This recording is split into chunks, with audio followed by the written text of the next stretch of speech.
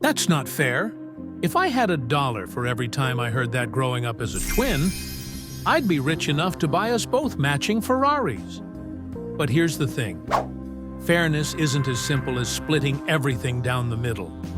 Today, we're diving into the complexity of fairness with the help of Seth Godin's brilliant insights and my own twin-fueled experiences.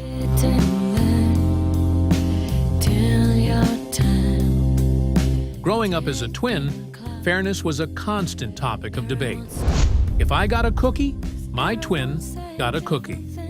If I had to do chores, so did my twin. It seemed fair, right? But here's where it got tricky.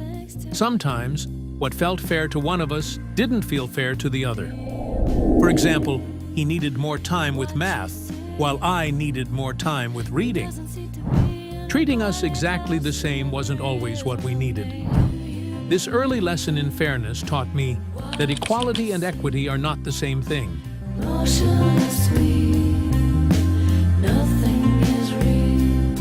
Seth Godin breaks fairness down into 4 types, and once you see it this way, you'll never look at fairness the same again.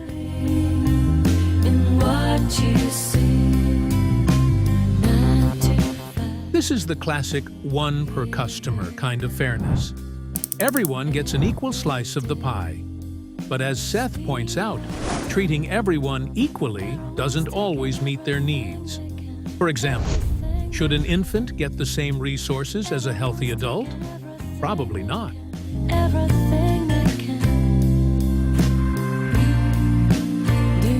This type of fairness asks, what does each person require to thrive? Think about accommodations for someone who is elderly or disabled. It's not about equal slices.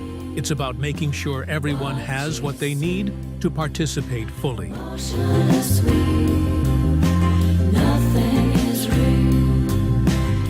Here's where it gets complicated.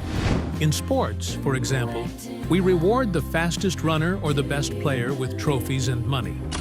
But is it fair that the 4th best tennis player earns far less than the number 1 player, even if they work just as hard? Our culture often revolves around this idea of deserving, but it's not always clear-cut.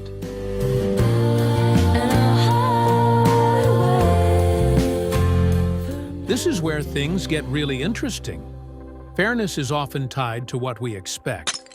For example, if you're playing poker, you expect everyone to follow the same rules. But what happens when someone changes those rules?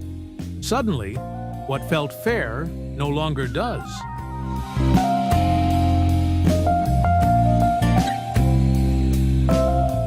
Seth shares a story about kids' football where heavier kids had to wear marked helmets and couldn't carry the ball.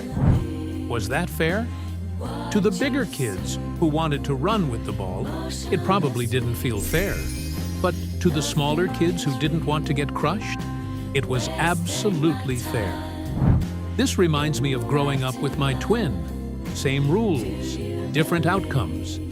Sometimes fairness isn't about equality. It's about balancing perspectives.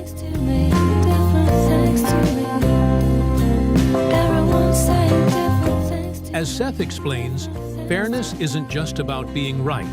It's about understanding perspectives and managing expectations.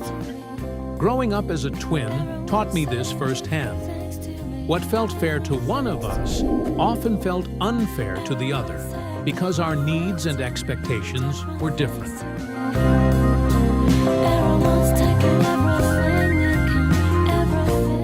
Seth talks about seeing people, really seeing them for who they are and what they need.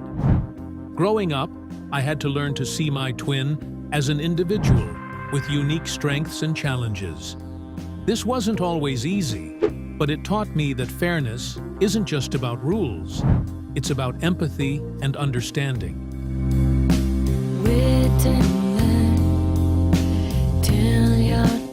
So why does this matter? Because fairness, or our perception of it, shapes everything from our relationships to our workplaces to our communities.